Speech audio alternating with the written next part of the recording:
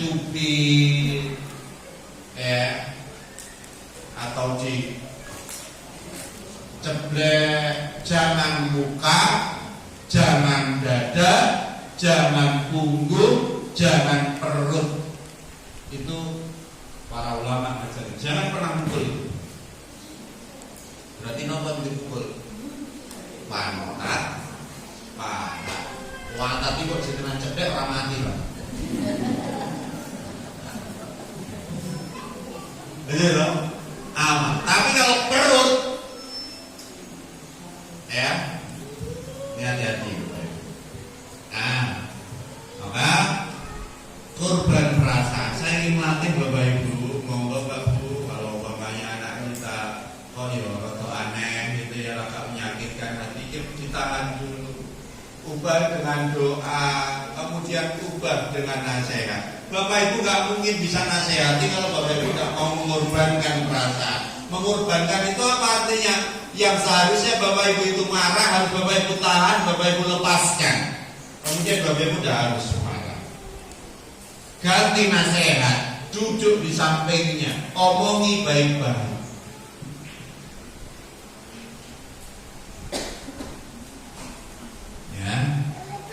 Nih, latihan.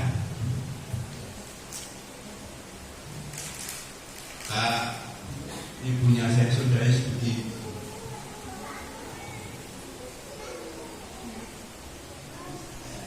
Ada yang masih gampang marah-marah, masih belum mampu melepaskan. Hati-hati ya Bapak Ibu. Ini bukan hanya untuk santri kita, untuk semua anak kita. Semua anak. Ini satu korban perasaan. Dua, Bapak Ibu, orang tua itu harus korban pemikiran, terutama ayah.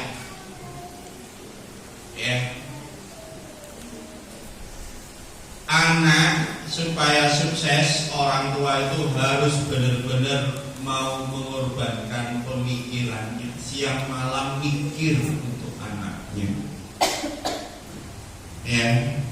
Bagaimana anaknya bisa sekolah, bagaimana anaknya biar bisa lanjut, biar anaknya bisa sukses, biar anaknya sehat, anaknya aman. Nah, ini harus benar-benar pikiran kita itu harus kita. Jangan sampai ada orang tua itu gak pernah mikir tentang anaknya. Maka selalu saya sampaikan, kalau sama bapak-bapak, jamaah, wali, tolong Pak, kok ada anak yang sampai gak bisa sekolah tapi orang tuanya masih merokoknya lancar. Gitu. Berarti belum bisa mengorbankan pemikiran. Kalau umpamanya kayak di pondok ini 700.000 atau 650.000. Kalau rokok harganya 20.000, ngedipin sebulan berapa? 600.000. Tapi kadang ada orang tua mending orang rokok, mending rokok daripada anaknya sekolah. Ada nggak begitu? Banyak. Berarti kan bahaya loh. Loh ada orang tua mending ramangan daripada orang rokok kok. Loh ada. Ya, saya tidak melarang rokok. Dan saya termasuk terkenal Ustaz yang nggak pernah melarang rokok. Tapi saya sangat sedih kalau ada orang tua anaknya nggak sekolah tapi bapaknya ngerokok. Kalau ditanya kok nggak sekolah, nggak punya, tekan itu.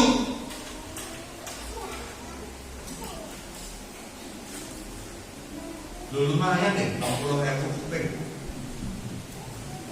Gila.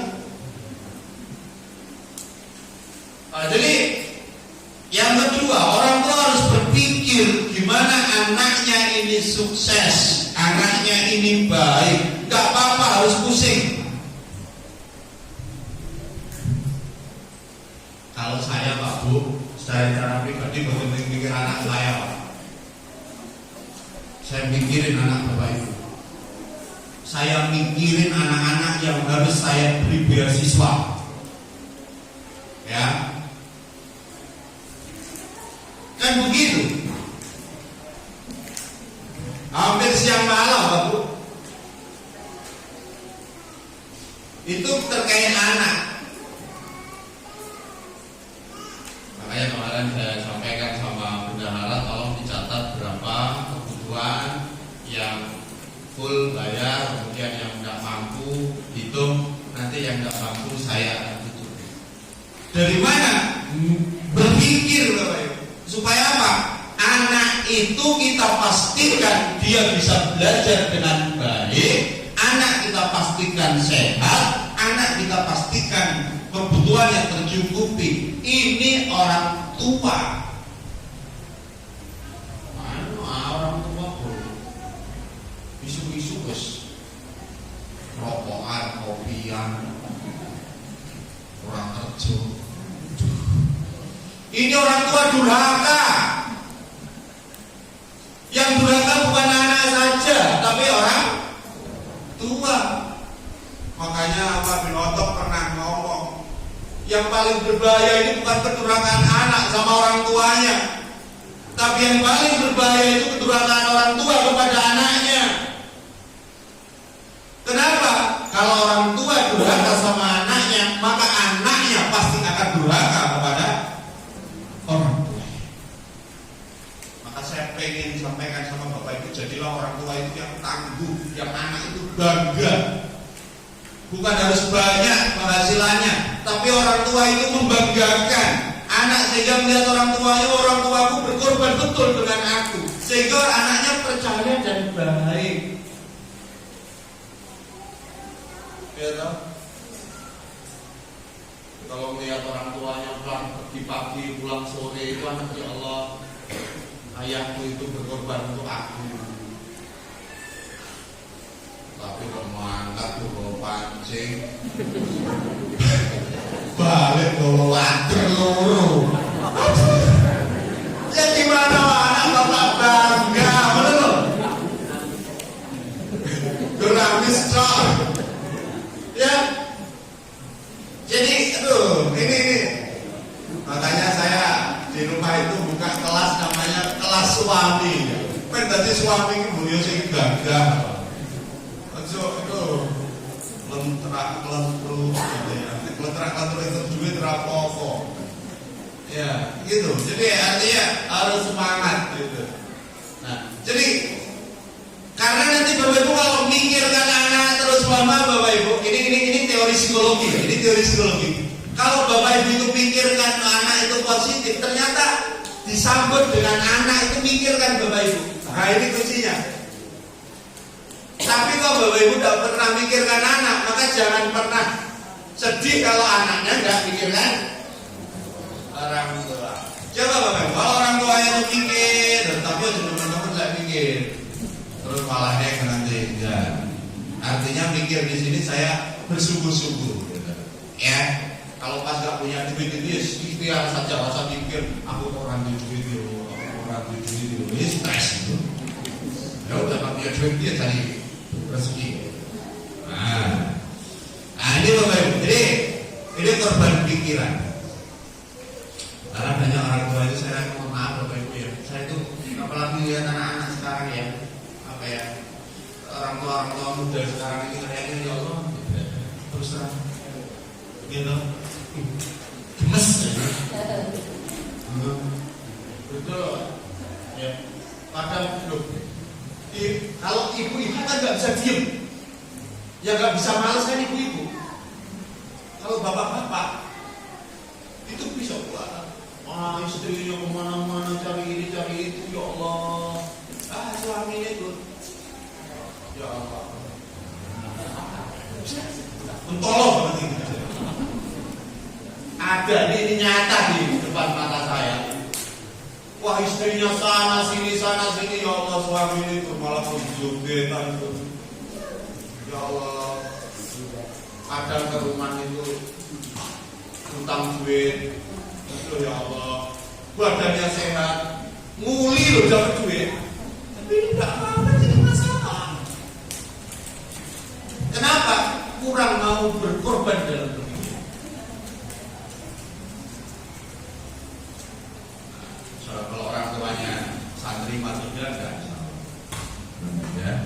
Aja sampai menunggu Pak. Terus istrinya PNS, wah sing lanang jagongan.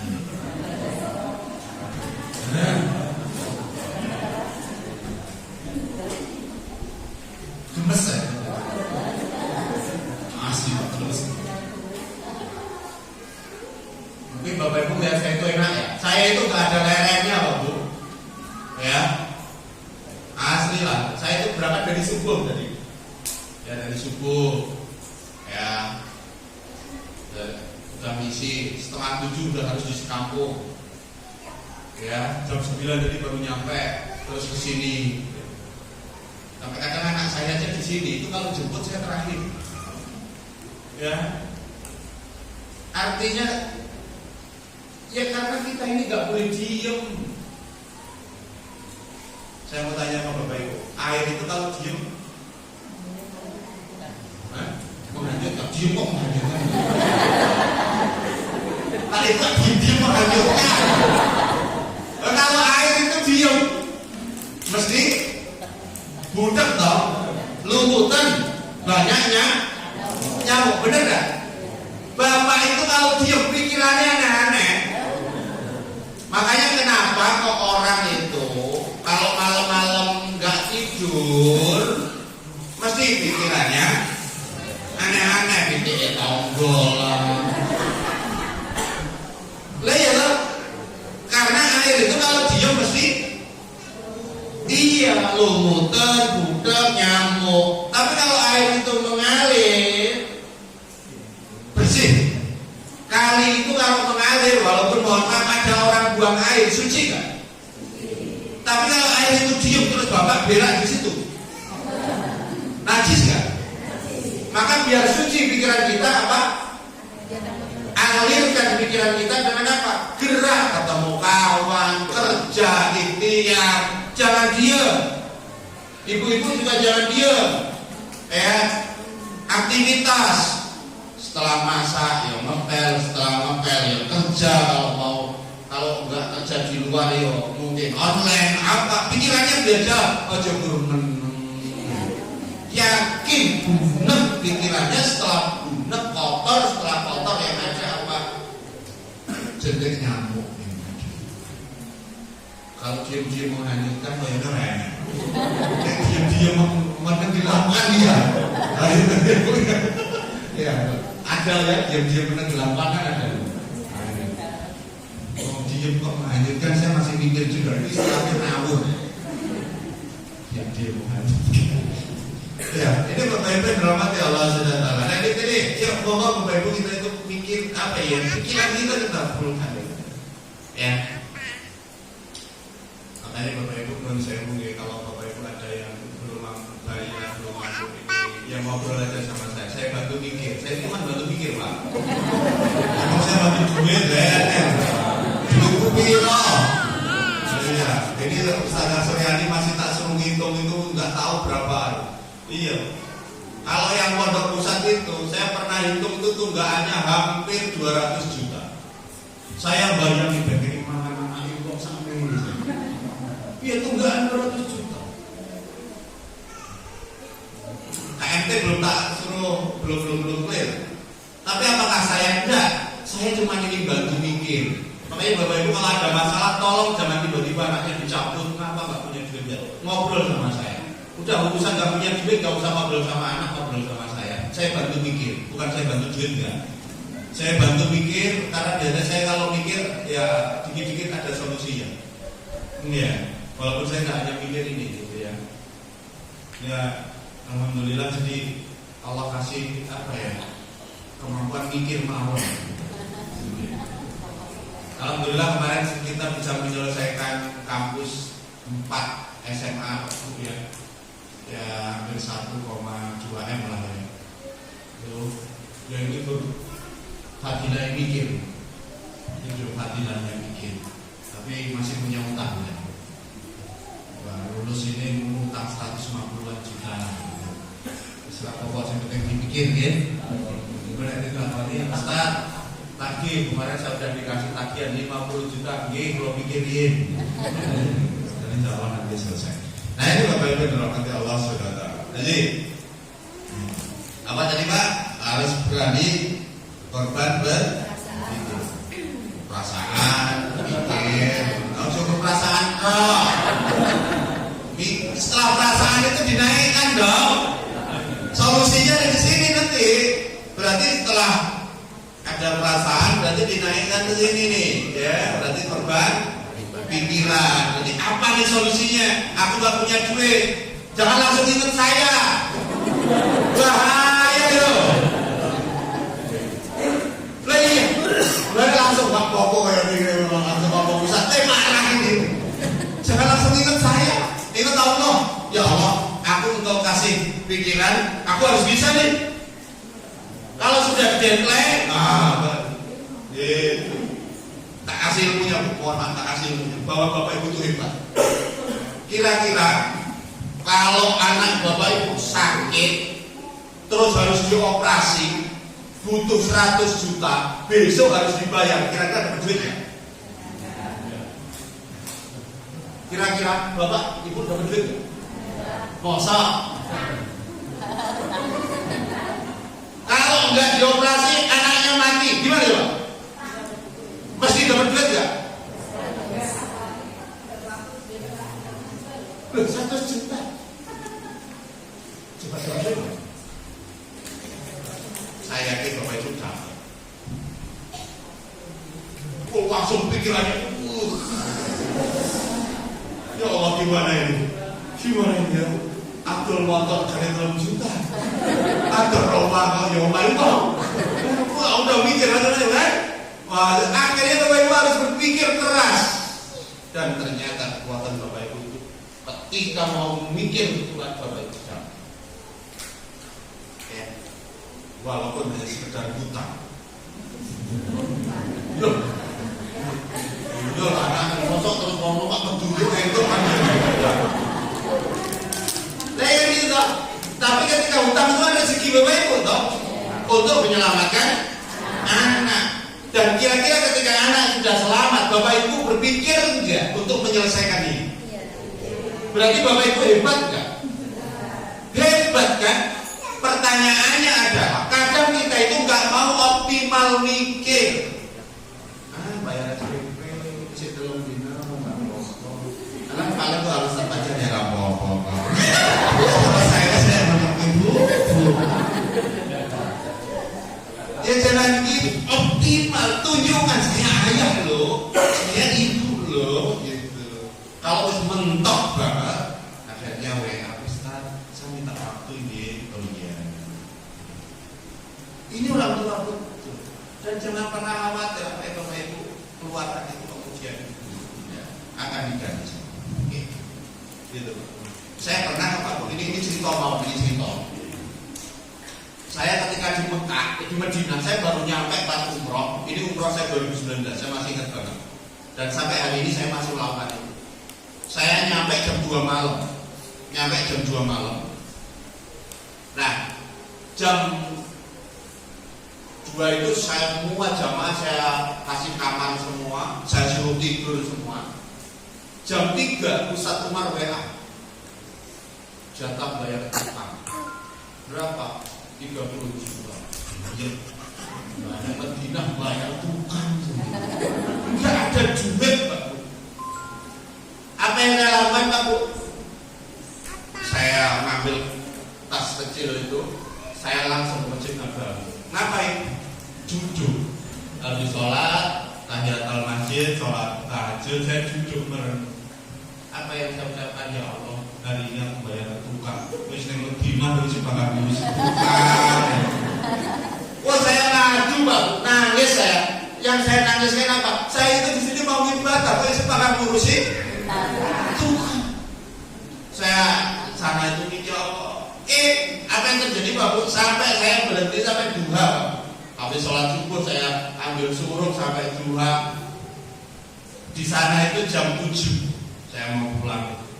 Tiba-tiba ada yang transfer itu, ada yang transfer 10 juta, ada yang 7 juta, dan hari itu 30 juta itu selesai. Aku kan kalau kerja nih mama kerja ya kan? Nah, dengerin aja. Modalnya cuma apa Pak Bu? Saya cuma buat status, ya Allah, mau bayar tukang gitu ya. Iya sekian gitu. Itu gak semua aja Pak Bu. Ustaz aku transfer ya, transfer ya. Selesai Pak Bu. Kemarin juga gitu, saya di Madinah itu. Saya sering banget.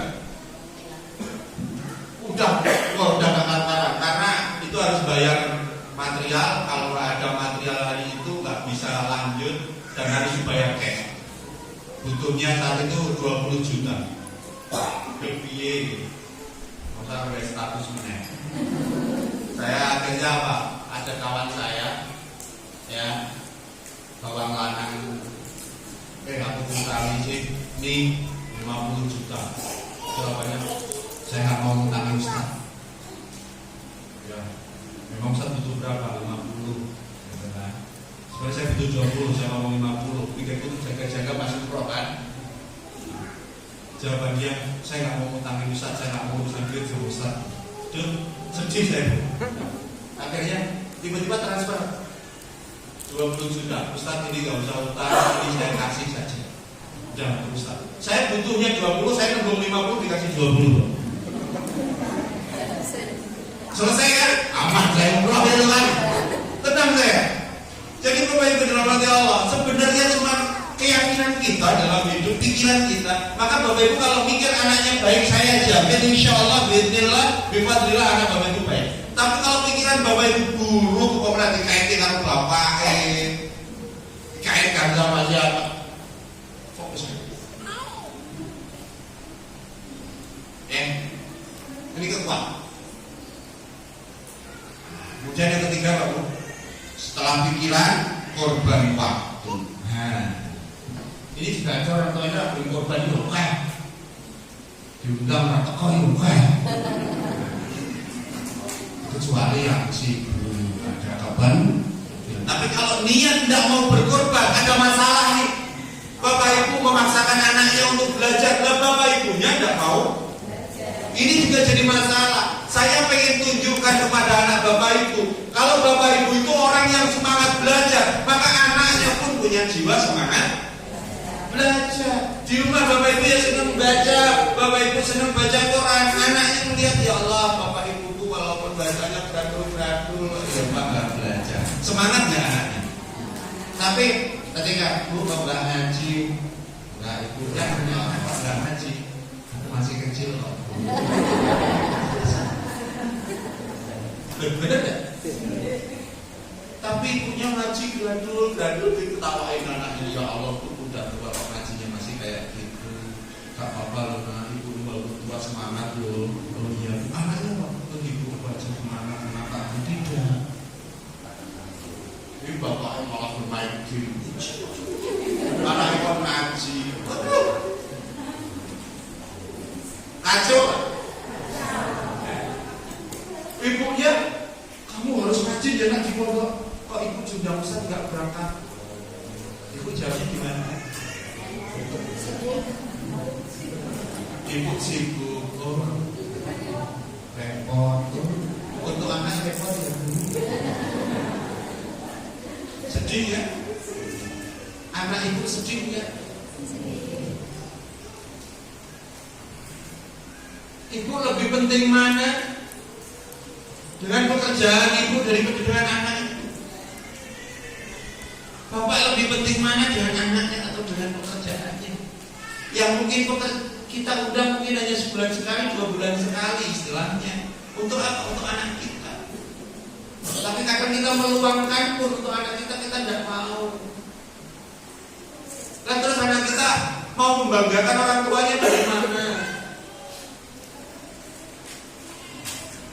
Anaknya ngaji, coba luangkan waktu untuk mendampingi.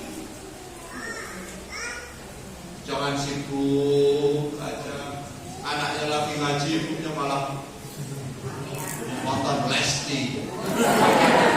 Wah, anaknya lagi baca Quran, ya Allah. Anak laki-laki, anak perempuan ngaji, bapak ibunya ngobrol Lesti. Sejak nyambung, belas. Minimal Bapak Ibu kalau nggak ngaji benerin lah anaknya. Nah sini nah Bapak Ibu benerin. Nanti, bener nggak baca aja? Bagus, bener kan? Kok bener kan? Ibu ngerti bener. Tapi anak kan senang, ya kan? Anak itu senang gitu loh Pak Bu. Ini luangkan waktu tuh anak, ya. Ya walaupun hanya mohon maaf nanti ibu pulang ajak anaknya beli somai, luangkan waktu dari situ ibu ngobrol.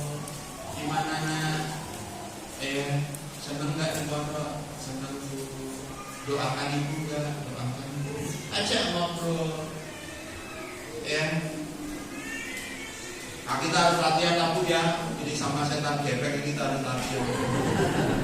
Ya, saya juga evaluasi kadang udah ada anak kita masih sibuk dengan ini. Makanya sampai ada cita-cita anak ditanya di TK itu ditanya sama gurunya, nah cita-citanya jadi apa? HP. Lo kok jadi HP? Iya. Lo kok gitu? Karena bapakku itu setiap bangun tidur yang dipegang mau tidur HP, aku ada pun yang dipegang HP. Aku tuh pengen sekali kayak HP. Karena apa? Dipegang, didampingi. Ya Allah Bu, lama anak sampai cemburu sama HP. Nggak tahu kalau ibu-ibu nggak tahu bapak. Anaknya ke rumah yang bakal ditinggal HP ya. Atau malah anaknya ditekeli HP. Ini lali karo Ibu, nanti kalau pulang tolong luangkan waktu. Enggak apa-apa, saya tidak melarang anak bapak ibu pegangi HP, tapi tolong dikasih waktu. Ingat, saya bukan termasuk ustadz yang kemudian melarang lu pegang HP. Silahkan, tapi ini tak pinjamin HP, ya. Malah saran saya pinjemin HP 1 jam. Kesuai setengah jam, nggak apa-apa. Tapi sebelum main belajar dulu. Sebelum selesai belajarnya jangan pegang HP. Itu yang saya praktekkan sama anak saya. Kenapa Bapak Ibu? Anak Bapak Ibu nggak mungkin kenal dengan ini, apa nggak mungkin nggak kenal dengan ini, betul nggak? Bapak Ibu makan malah delik-delik, malah nentanggalin bahaya. Malah dia sama kawannya. Karena Bapak Ibu tolak di rumah, kemudian dia main sama kawannya, kemudian melihat sama kawannya lebih bahaya. Mending sama Bapak Ibu kontrol di rumah, jangan main HP kalau di luar. Bapak Ibu dia main apa? Karena anak saya itu sering main game, saya tanya, game apa itu? Ini game ini, apa maksudnya? Saya tanya, saya dampingi dia main game. Biarkan, tapi setelah, ayo sudah selesai waktunya, sudah apa tugasnya? Kalau anak ditekan berlebihan malah dia membentur malah bahaya. Ini ada di. Kalau nyolong-nyolong dilarang atau TV jumpa malah nyolong menentang, dilarang itu malah enak. Tapi pesan saya tolong anak-anak jangan dibelikan HP pribadi. Paham itu? Biarkan mereka pinjam punya orang tua. Bapak Ibu boleh punya HP juga, tapi tolong jangan dibelikan pribadi. Karena anak kalau sudah dibelikan pribadi itu merasa miliknya. Kalau sudah merasa miliknya berarti kalau dipinjam, kalau bapaknya ngambil merasa merebut haknya. Tapi kalau Bapak Ibu nggak belikan, tapi itu masih milik bapak ibunya, kalau mau ngambil ibu bapak mau pakai, aman kan? Tapi kalau Bapak Ibu belikan, ojo Pak Ibu, kurang nanti saya kekuatan soal kerja. Begitu. Ini secara psikologis itu penting, harus dipahami seperti itu. Maka saya minta Bapak Ibu tolong luangkan waktu. Kemudian yang keempat Bapak Ibu, korbankan tenaga Bapak Ibu. Wah, ini orang tua harus bekerja keras ya, harus bekerja keras, harus totalitas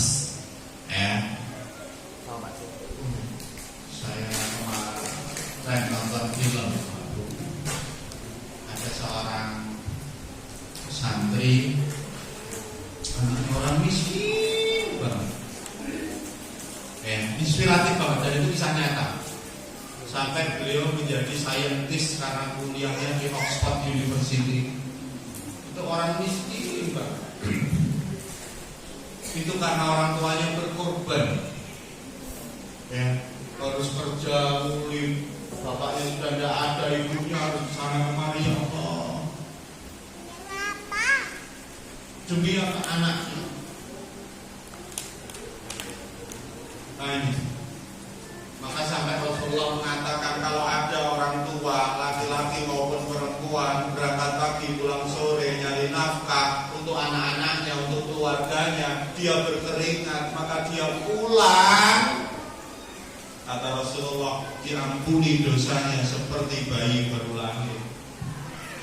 Ibu berangkat ke pasar demi anaknya yang mondok, yang sekolah, pulang berangkat pagi, pulang sore karena Allah, karena pengen anaknya bahagia. Bapak Ibu pulang diampuni dosanya kayak bayi baru lahir. Bapak pergi ke sawah panas-panas, Bapak Ibu pulang diampuni dosanya kayak bayi baru lahir. Yang kedua, siapa yang berangkat pagi pulang petang demi keluarganya mencari nafkah karena Allah, Allah ampuni dosa-dosanya. Yang dosa-dosa itu tidak bisa diampuni dengan ibadah yang lain, istighfar dan yang lainnya, tapi hanya bisa diampuni dengan kerja.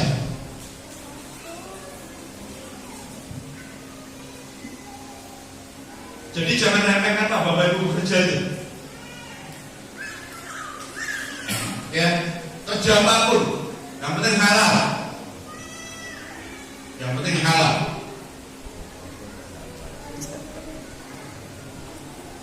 Jadi kerjaan Bapak Ibu itu akan diampuni dosanya oleh Allah. Dosa-dosa Bapak Ibu, yang dosa itu tidak bisa diampuni dengan sholat, zakat, puasa, haji, tidak bisa, tapi hanya dengan kerja.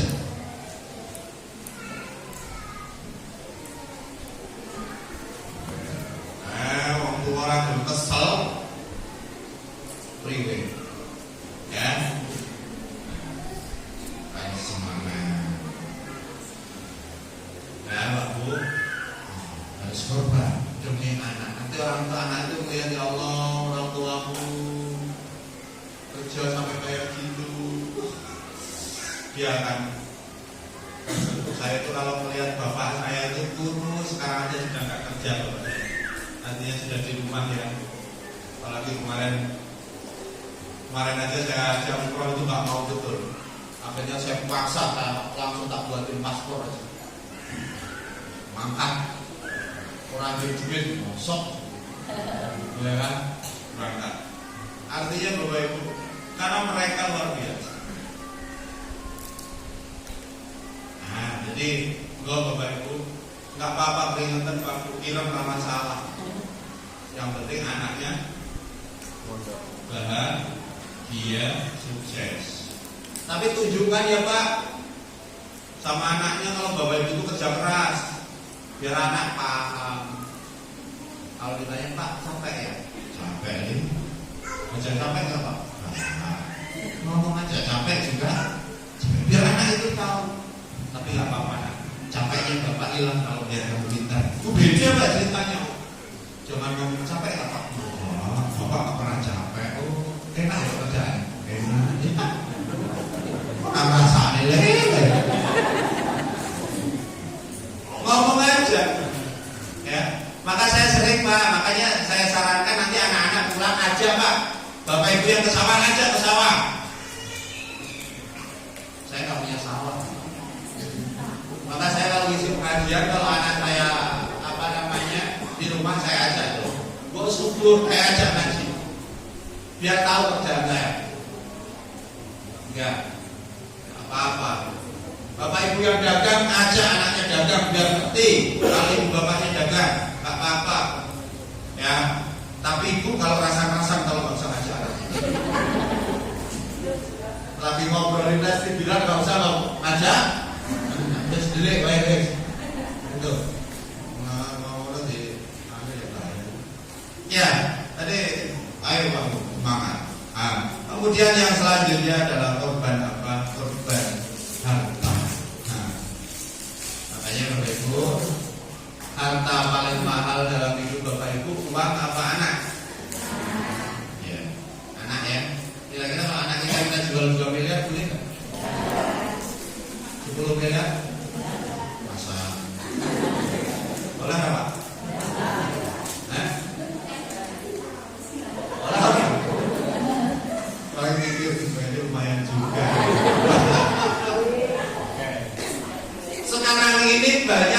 human trafficking, jualan anak di panti asuhan itu. Saya kemarin ada yang konsultasi, Ustadz, gimana kalau saya ngambil anak di panti asuhan? Boleh, tapi harus bayar sekian ratus juta. Wih, lama tinggal itu.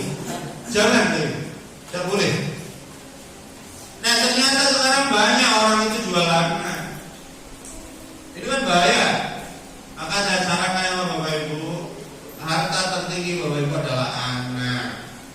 Maka Bapak Ibu istilahnya yang harus berani berkorban demi untuk hartanya, biayanya,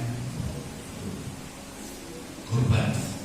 Dan kalau pesan saya Bapak, kalau sudah berkorban nggak usah dipikir lah. Karena kalau dipikir apalagi dihitung. Oke,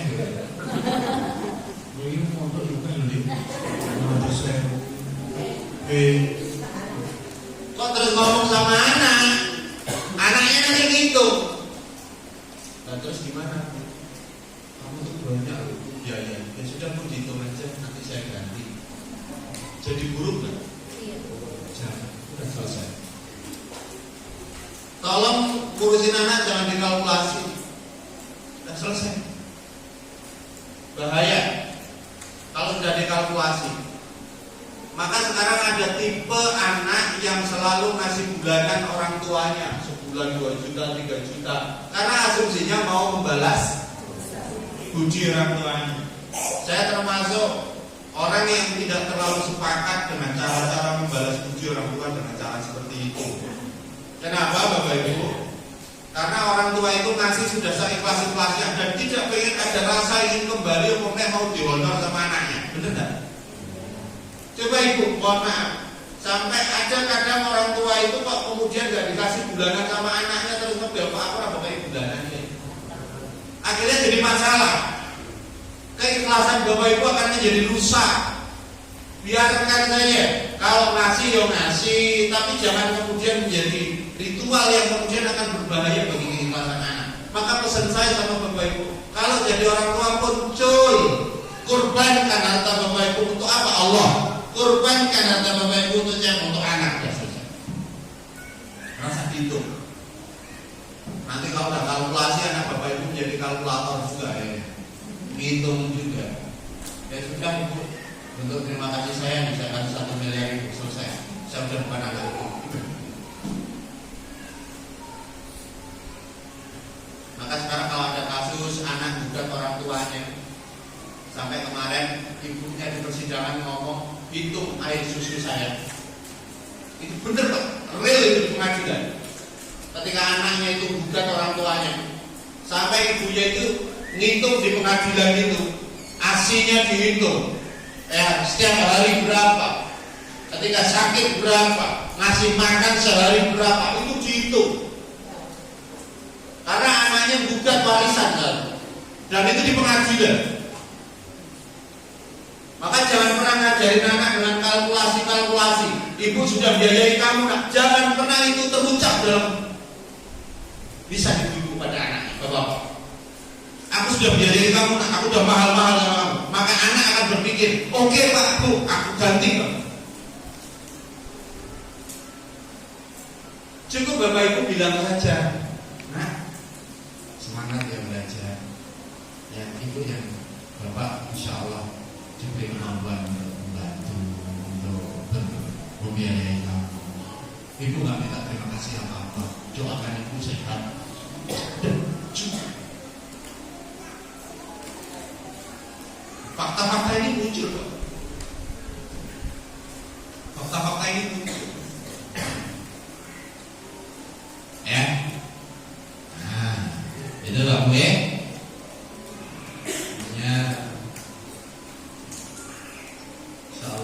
Siap berkorban ya Pak Bu ya. Karena kemarin pertemuan yang lalu saya katakan dulu kok biaya itu penting. Sebesar apa biaya yang kamu keluarkan itulah yang akan engkau dapatkan nanti di akhirat. Nah Bapak Ibu yang dirahmati Allah SWT, maka insya Allah dengan itu Bapak Ibu akan terbangun suasana. untuk menjadi seorang orang tua yang rela berkorban, rela berkorban soal. Nah, Bapak Ibu yang dirahmati Allah SWT, maka kami dari pihak pondok pesantren insya Allah akan terus belajar membantu Bapak Ibu untuk mewujudkan putra putri yang soleh dan soleh. Nah, ya Pak ya, apa tadi Pak? Belajar berkorban apa? Terus? Pikiran, Terus? waktu, Terus? tenaga, dan harta. Cukuplah ya. Bahkan korban nyawa, boleh nggak? Terus betul. Ada nggak orang tua korban nyawa demi anaknya? Saya pernah dapat kasus ibu mengandung. Ini kalau diselamatkan anaknya, ibunya tinggal tapi diselamatkan ibunya. Kira-kira kalau itu terjadi sama ibu pilih yang mana? Yang selamat siapa?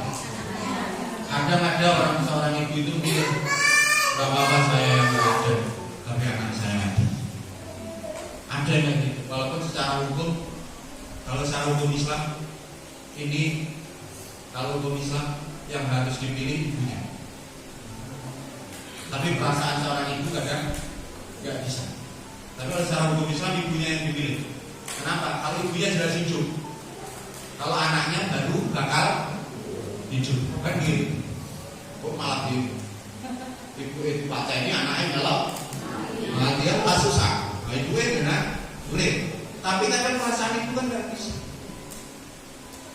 Perasaan orang tua gak bisa. Nah, makanya harus ada korban nyawa kan dalam hidup kita. Gitu. Ini maka dulu banyak kisah ketika seorang ibu berkorban demi anaknya. Ceritanya Ashabul Ukhdud itu kan gitu. Ya, seorang ibu yang berkorban demi anaknya. Insya Allah luar biasa. Ya, orang ayah yang berkorban demi anaknya. Ini monggo kita hadirkan. Nanti Bapak Ibu kalau kayak gini nanti ketemu anaknya saya. Nanti kalau saya kumpulkan, saya ada kajian umum ya setiap minggu sekali saya misi, saya kumpulkan laki perempuan. Tadi malam saya ajarin dulu balik dari nanti tolong dikontrol. Tadi malam saya kasih ilmunya anak itu satu, anak itu tunduk sama orang tua. Jadi kalau ketemu orang tua itu harus belajar tawadhu, tunduk. Nanti tolong dilatih. Ya, cium tangan, ngomong yang bagus. Yang kedua, taat. Ya, mudah-mudahan anak Bapak Ibu nanti kalau disuruh bisa taat, orang rela. Kemudian yang ketiga, tutur kata yang baik, tak kasih patin, ngomong yang bagus, kaulan kalimah. Ya, itu saya latihkan, nanti tolong dikontrol gitu. Yang terakhir, tertib dalam berperilaku. Artinya tertib itu ya jangan membuat perilaku yang buruk, karena keburukan anak akan ngalir kepada orang tuanya. Tapi setiap perilaku yang baik anak akan ngalir kepada orang tuanya. Tadi malam kepada nangis. Coba bayangkan kalau kamu melakukan keburukan, orang tuamu berdosa. Tapi coba bayangkan ketika kamu berbuat baik, orang tuamu dapat pahala. Sampai saya ceritakan nanti anaknya yang hafal Quran masuk surga tertinggi, kemudian orang tuanya masuk surga itu bingung, kok aku bisa di sini? Malaikat mengatakan ini karena anakmu. Kemudian orang tuanya manggil anaknya, anakmu kenapa kok bapak ibu bisa di sini? Apa jawaban mereka? Bukankah sholatku sholatmu ya? Bukankah bacaan Quranmu adalah bacaan Quranmu? Bukankah sedekahku adalah sedekahmu? Maka semua kebaikan anak kita akan mengalir kepada kita. Tapi sebaliknya, ada anak yang berbuat buruk, minum-minuman, melakukan perbuatan buruk, ngalir ke orang tuanya. Orang tuanya mau masuk surga ditarik ke neraka. Bismillah nih.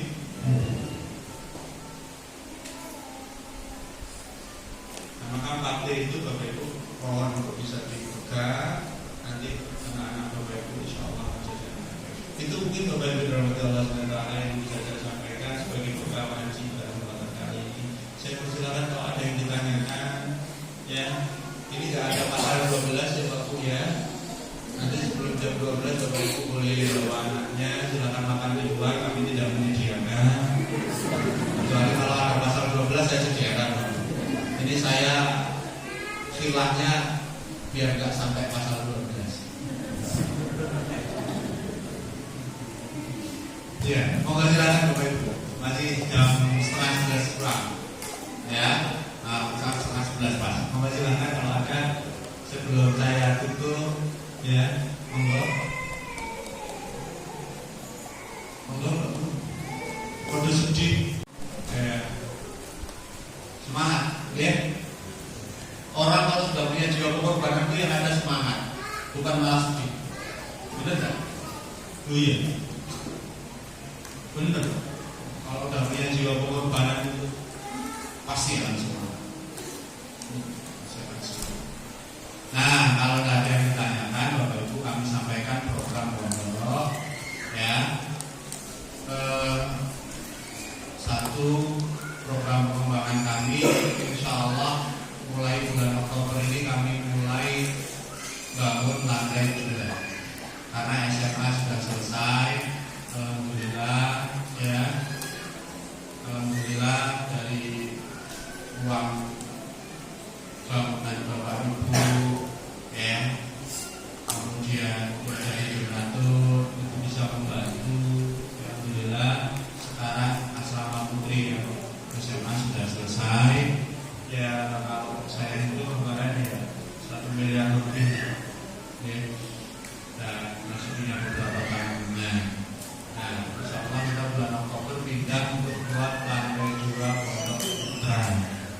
Maka Bapak Ibu monggo nanti bisa membantu infaknya, wakafnya, jariahnya, desamu kalau kita nanti ngadep Allah Subhanahu wa Ta'ala, ya. Saya ya monggo Bapak Ibu berapapun, ya, insya Allah itu akan manfaat sekali buat Bapak Ibu semua. Siap membantu Pak Bu? Selamat ya. Itu kurang lebih habisnya 300-an juta. Insya Allah 300-an juta. Bapak Ibu, ya. Itu nek santri kita ada 250, itu nek sejuta lumayan. Selesai. Lumayan. Enggak harus tiba-tiba sejuta boten dengan bayar 2 tahun ya enggak. Gitu. Tapi saya minta Bapak Ibu, ya, kalau apa namanya bisa nambahi gitu ya. Kalau yang nggak mampu ya nggak apa-apa, doakan ya. Saya tidak memaksa, tapi yang mampu kan biasanya kan punya lebih gitu ya Bapak Ibu. Ya, Bismillah, insya Allah ini jadi keberkahan kita semuanya. Saya juga punya program Pak Bu. Beras kita itu Pak Bu DKM Tetra itu sebulan habis 2 ton.